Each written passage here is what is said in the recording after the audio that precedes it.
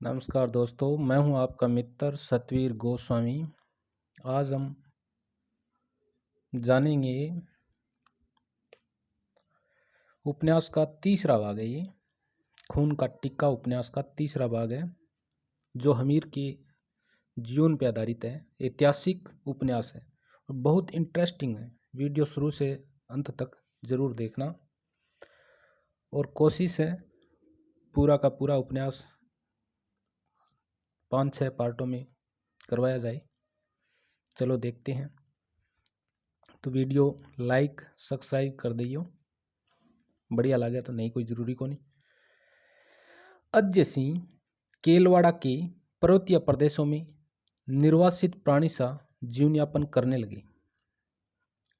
अजय सिंह जो अरिजीत सिंह का छोटा भाई था वो केलवाड़ा में चला गया था और अब केलवाड़ा के पर्वतीय प्रदेश में निर्वासित प्राणी सा जीवन यापन करने लगा। मेवाड़ की पश्चिमी दिशा की ओर अरावली पर्वतमाला की तलहटी में शेरोमल नाम का एक समृद्धशाली नगर है। किस नाम का? शेरोमल नाम का।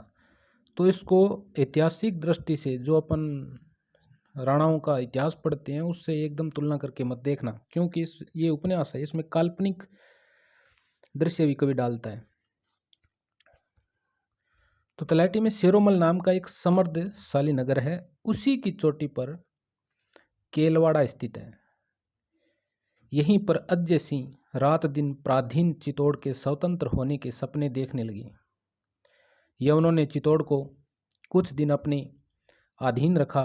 बाद में उन्होंने जालोर के चौहान मालदेव को सौंप दिया।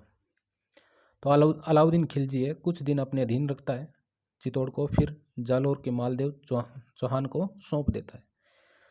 इधर भील एवं धाड़ेती सरदार मुंजा बालेचा उन्हें तंग कर रहा था। यह मुंजा बालेचा राजपूत था जिसका काम डाके डालना था। बड़ा ही पराक्रमी और निर्दयी था। अजय सिंह सर्वप्रथम उसका ही काम तमाम करना चाहते थे। यह दुष्ट प्रकृति का पराक्रमी था और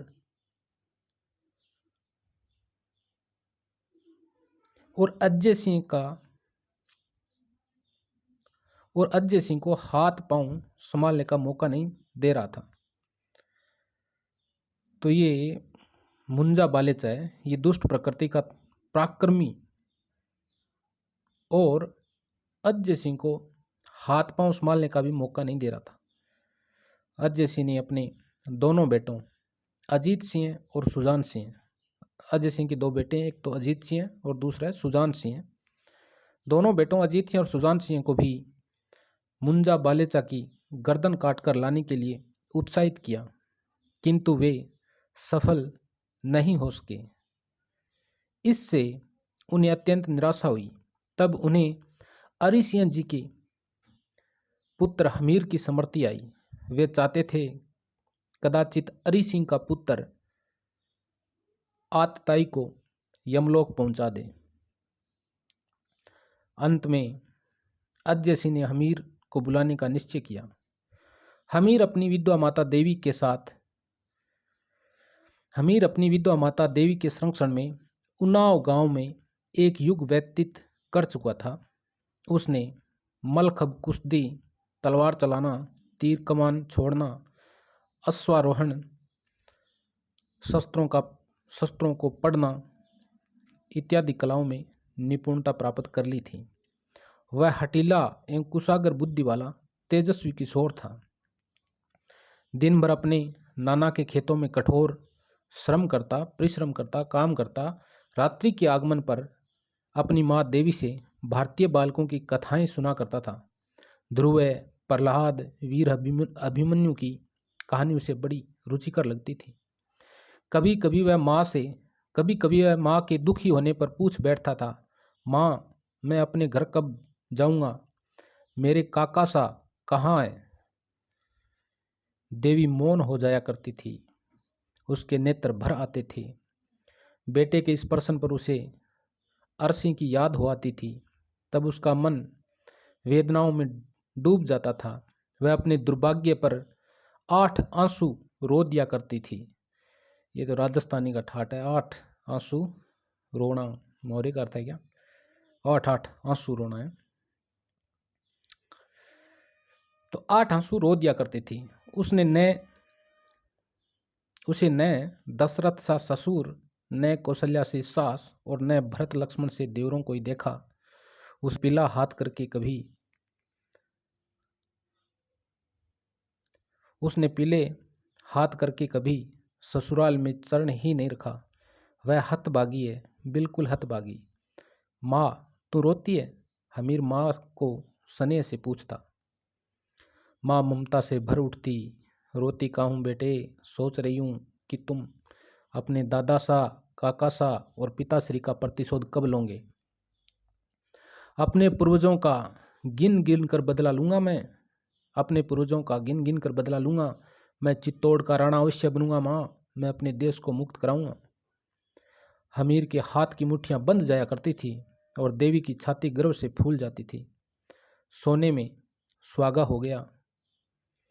हमीर की लालसा दिन प्रतिदिन चित्तौड़ को स्वतंत्र कराने के लिए प्रबल हो उठी। वह अपने चाचा से मिलने के लिए तड़प उठा। तो वह अपने चाचा से मिलने के लिए तड़प उठा। कौन? हमीर। जब उसकी तड़फ अपने चरमोत्कर्ष पर पहुंची, तभी चाचा का दूत उसके पास आया और उसने सारा हाल सुनाया। हमीर ने गुस्से में आकर कहा, मुंजा बालेचा, मैं उसकी गर्दन धड़ से अलग कर दूंगा। माँ देवी यह सुनकर फूल सी खिल उठी। फूल के समान खिल उठना, क्या बात, कितने जबरदस्त शब्द काम में लिए हैं, दोहरे काम में लिए हैं। मुझे तुमसे ऐसी ही आशा थी बेटे। तुम जरूर राणा बनोगे। तुम अवश्य अपने शत्रुओं का दमन करोगे। विदाई के समय उनावा के सभी लोगों की आंखें भर आई। हमीर के साथी उससे गले मिल मिल कर रो रहे थे। वृद्ध जन व्यथा से तिरोहित होकर कह रहे थे, आज गांव का रखवाला जा रहा है। देवी की दशा बड़ी विचित्र थी। सुख, दुख, गौरव, आशंका, उत्साह, भय, विपरीत भावों का मिश्रण उसकी दृष्टि में नाच रहा था। वह अपने चाचा के पास जा रहा है, ये सुख था उसको, और दुख इस बात का था कि वह छोड़ के जा रहा है। वह अपने गौरव को बढ़ाने के लिए जा रहा है। आशंका, उसकी माता के मन में डर ये भी था कि क्या पता क्या होगा। उसे उत्साह भी था और भय भी था, यानी विपरीत भावों का मिश्रण उसकी दृष्टि में नाच रहा था। किसकी दृष्टि में? हमीर की माँ की दृष्टि में, देवी की दृष्टि में। हमीर ने भारी मन से माँ के चरण स्पर्श किए। देवी ने ममता से उफन कर हमीर को छाती से लगा लिया। वर्षों के बाद आज उसकी अंगियां दूध से भर आई। वर्षों के बाद आज उसकी अंगियां यानी छाती दूध से भर आई। विकट परिस्थिति के कारण वह अपने बेटे के साथ नहीं जा पा रही। एक दिन वह अरसी से अलग हुई थी और आज वह अरसी की निशानी को भी अनिश्चित काल के लिए छोड़ रही है। पता नहीं भविष्य में वह उससे मिलेगी या नहीं। चित्तौड़ के चतुर्दिक जो झंझावत उठ रहे थे, ऐसी स्थिति में किसी के प्राणों को किसी भी समय खतरा उत्पन्न हो सकता है। फिर भी कर्तव्य को पूरा करना था। देवी ने हमीर को आशीर्वाद दिया और हमीर ने डबडबाई आंखों से माँ के अंतिम दर्शन किए। डबडबाई, क्या बात है, प्योर राजस्थानी। हमीर के पवित्र तेजस्वी व्यक्तित्व को देखकर अब हमीर अपने चाचा के पास पहुंच जाते हैं और हमीर के पवित्र तेजस्वी व्यक्तित्व को देखकर चाचा बड़े प्रसन्न हुए। उसका गौर वर्ण, विशाल ललाट, अजानु बाहु यानी घुटनों तक बाहें, चौड़ा वक्षस्थल और चौड़ी छाती और खंजन से बांके नेत्र और खंजन पक्षी के समान नेत्रों वाला चाचा पर उन सब का अत्यंत प्रभाव पड़ा। यानी उसके शरीर सौंदर्य को देखकर, उसके मजबूतीपन देख के चाचा के ऊपर बहुत प्रभाव पड़ा। चाचा के चरण स्पर्श के पश्चात हमीर ने इतना ही कहा, क्या हुक्म है? स्थान स्थान पर हुए अपमान की तीव्र ज्वालाओं से दग्ध हृदय को जब विगत दारुण वेदनाओं का अनुभव हुआ, तब चाचा अवश अधीर हो उठे। शब्द गले में ही अटक कर रह गई, केवल नेत्र भर आए। चाचा को इतना चिंतित देखकर हमीर बोला, आप चिंता नहीं कीजिए काका साहब, मैं स्वदेश अनुराग यानी अपने देश के अनुराग में यानी प्रेम का महामंत्र लेकर अपनी जन्मभूमि के बंधनों को काटूंगा। आप मुझे आज्ञा दीजिए। चाचा गंभीर हो गए। पल भर के लिए उसका पितृत्व उमड़ आया। उसके सामने एक अधखिला फूल था। अधूरी अभिलाषाओं से उद्वेलित अंतर। वे दुर्बल हो गए। वे कुमार को मृत्यु से युद्ध करने नहीं भेज सकते। वे हठात बोले, अभी समय नहीं आया है। समय की प्रतीक्षा में अवसर चले जाते हैं काका साहब। ऐसमय का प्रयास जीवन में असफलता दे सकता है। सांप के बेटे का काम काटना होता है। मुझे शत्रु को परास्त करने की आज्ञा दीजिए। परिणाम की चिंता को छोड़िए।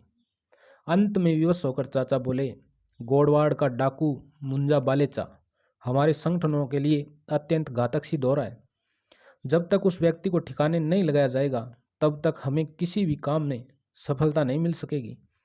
तुम्हारे दोनों भाई अजीत सिंह और सुजान सिंह उसको मारने में असफल ही नहीं, बल्कि उससे स्वयं हार गए। अतः लाचार होकर मुझे तुम्हें बुलाना पड़ा, क्योंकि हमें चित्तौड़ को पुनः प्राप्त करना ही है, हर हाल में प्राप्त करना है। तो हमीर कहता है, आप निश्चित रहिए, आपकी आशा मैं पूर्ण करूँगा। शाबाश। मैं मुंजा बालेचा के गांव जा रहा हूँ। या तो मैं उसकी गर्दन धड़ से अलग कर आपके चरणों में ला गिराऊंगा, अन्यथा स्वयं को बलिदान कर दूंगा। तब हमीर अन्य शस्त्रों से सज्जित होकर मुंजा बालेचा के शहर हेतु चलने को उद्यत हुआ, तैयार हुआ। एक बार पुनः चाचा के चरण स्पर्श करके कहा, आऊंगा तो बालेचा का सिर ही लेकर, अन्यथा नहीं। चाचा ने 2-3 विश्वस्त सरदारों को उसके साथ रहने के लिए कह दिया, जिसमें पवन सिंह भी था। जो ये वही पवन सिंह है जो चाचा के साथ चित्तौड़ से आया था, सेनापति। गोडवाड़ पहुंचते ही हमीर को मालूम हुआ कि मुंजा सामेरी गांव जलसे में गया हुआ है। कौन से गांव? सामेरी। श्रांत कलांत हमीर ने सांस लेना उचित नहीं समझा। उसी पग वह सामेरी के लिए रवाना हो गया। सामेरी में मुंजा अपने एक मित्र के यहाँ ठहरा हुआ था। उस मित्र की वर्षगांठ थी। जलसा प्रारंभ था। रात्रि की निस्तब्धता में गायिका का स्वर गुंजित हो रहा था। वह नृत्य के साथ झटके दे देकर उपस्थित जनसमूह का मन लुभा रही थी। क्या बात है, राजस्थानी बड़ा झटका दिया। वह नृत्य के साथ झटके दे देकर उपस्थित जनसमूह का मन लुभा रही थी। अमल पानी के दौर चल रहे थे। लोग उन्मत्त से झूम रहे थे, वाह वाह कह रहे थे। अश्व के आगमन का संदेह होते ही मुंजा बालेचा के कान खड़े हो गए। उसने गायिका की ओर से अपना ध्यान हटाकर अपने साथी की ओर देखा। उसका साथी उठ खड़ा हुआ। बाहर से आकर उसने धीरे से कहा, कोई पाहुना है, राजपूत है।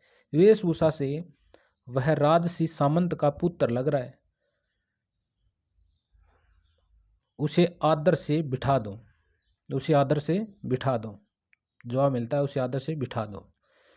हमीर जो जलसा में सम्मिलित हो गया। हमीर धीरे से उसने अपने पड़ोसी से यह जान लिया कि मुंजा कौन है। तो हमीर ने यह जान लिया अपने पड़ोसी से कि मुंजा बालेचा कौन है। तो अमीर ने जान लिया कि मुंजा कौन है। मुंजा निहत्था जवान, काली दाढ़ी है। और मोड़ डली मूंछ, मोड़ एंड मोड़ मोड़ डाल के बनाई गई मूंछें, मोड़ डली मूंछ, सुगठित तन यानी शरीर और बड़ी बड़ी डरावनी आंखें। बोलता तो लगता था कि कोई गरज रहा है।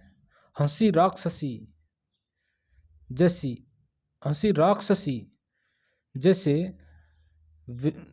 आतंकित करने वाली, हंसी राक्षसी जैसी आतंकित करने वाली। रात भर जलसा चलता रहा। अंत में मुंजा बालेचा उठा, हमीर के पास आया। उसने अमल पानी करने की विनती की। हमीर ने उसकी आव भगत को अस्वीकार कर दिया।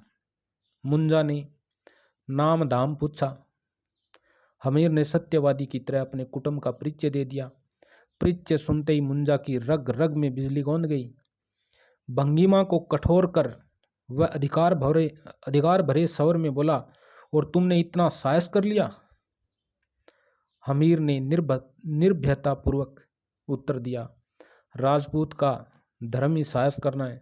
शत्रु से प्रतिशोध लेना उसका कर्तव्य होता है। जलसे में इन दोनों की गर्जना से सन्नाटा छा गया। सब एक दूसरे का मुंह ताकने लगे। मुंजा उछलकर खड़ा हो गया। हमीर सावधान होकर निरीक्षक की दृष्टि से मुंजा को देखने लगा। हमीर अस्त्र शस्त्रों से सज्जित था और मुंजा बालेचा अपने कमरबंद को कसने लगा। नर्तकी एक कोने में अपने उस्ताद को पकड़े खड़ी थी। देख लियो नर्तकी की हालत हुई है, ड्रगे मारे। नर्तकी एक कोने में अपने उस्ताद को पकड़े खड़ी थी। दो अन्य सरदारों ने आगे बढ़कर हमीर को पकड़ना चाहा, किंतु मुंजा ने उन्हें मना कर दिया। वह वीर था, किसी शत्रु को चक्कर में फंसाकर मारना उसके धर्म में नहीं लिखा था। अतः उसने हमीर के समीप आकर पूछा, क्या चाहते हो बालक? हमीर को अपने लिए बालक संबोधन अच्छा नहीं लगा। वह गुस्से से भरकर बोला, वीर क्या छोटा और क्या बड़ा, यानी सांप को बच्चों के छोटो और के बड़ो, वह बात है। मुंजा की विशाल देह समक्ष हमीर बालक ही लगता था। मुंजा के मित्र ने आकर कहा, व्यर्थ में अपने प्राणों को गंवाने से क्या लाभ, तुम चले जाओ। हमीर दृढ़ता से बोला, लाभ हानि देखना व्यापारियों का काम है। मैं अपनी बात का निर्णय करके ही जाऊंगा। उसका तन कांप रहा था। एक गोपद शिखा यानी चोटी वाले ब्राह्मण ने बढ़कर कहा, कुमार आवेग से नहीं किंचित नीति बुद्धि से कार्य कीजिए। हमीर ने कहा, मैं पूर्व निश्चय कर चुका हूं, मैं मुंजा से दवंद युद्ध करूंगा ही। जलसे में हंसी का फंवारा छूट पड़ा। भयभीत नर्तकी भी हंसे बिना न रह सकी। उसका सेवक उसकी चाल से स्पष्ट लक्षित होता था कि वह हिंजड़ा है। विचित्र अदा से आगे बढ़ा और जनानी आवाज में बोला, अरे भाई, इस उम्र में क्यों लड़ता भिड़ता है?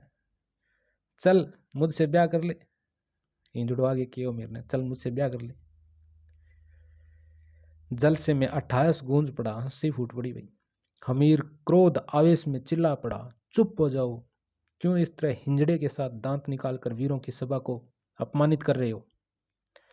मैं अरिशी का पुत्र हूं, मैं रण कौशल में निपुण हूं और मेरी बाहों में अजय शक्ति है। मैं सरदार मुंजा को ललकारता हूं कि वह मुझसे द्वंद युद्ध करे। मुंजा अब अपने आप को संयत नहीं रख सका। उसने अपना खड़ग संभाल लिया। एक बार उसने हमीर के दीप्त तारुण्य की ओर बढ़ते अंग प्रत्यंग को चाहेबरी दृष्टि से अवलोकन किया। तो एक बार हमीर के अंग प्रत्यंग और उसके शरीर को, उसके तेज को मुंजा ने देखा, अवलोकन किया। फिर वह युद्ध के लिए तैयार हुआ, उद्धत हुआ। देखते देखते दोनों के खड़ग टकराने लगे। उपस्थित नेत्र फाड़कर उन्हें देखने लगी। वहां पर जो सभा थी, उनके नेत्र थे, वो फाड़ फाड़ कर उन दोनों को देखने लगी। उपस्थिति का अनुमान मिथ्या निकला। यह बालक वस्तुतः बालक नहीं, प्रचंड पराक्रमी योद्धा है, रण विद्या में चतुर एवं पारंगत। मुंजा ने हमीर को अपने पंजे में आया देखकर पूर्ण शक्ति सहित वार किया। लोग चिल्लाए, मर गया, किंतु हमीर उस शतान से हट गया और उसने पीछे से तुरंत घूमकर मुंजा की गर्दन पर वार कर दिया। मुंजा का सिर धरती का चुम्बन लेने लगा। तो मुंजा का सिर है धड़ से अलग हो गया और धरती पे आ गिरा। मुंजा का सिर धरती का चुम्बन लेने लगा। हमीर ने अपना भाला संभाला और मुंजा के सिर को उस पर लटकाकर अश्वारूढ़ हो गया।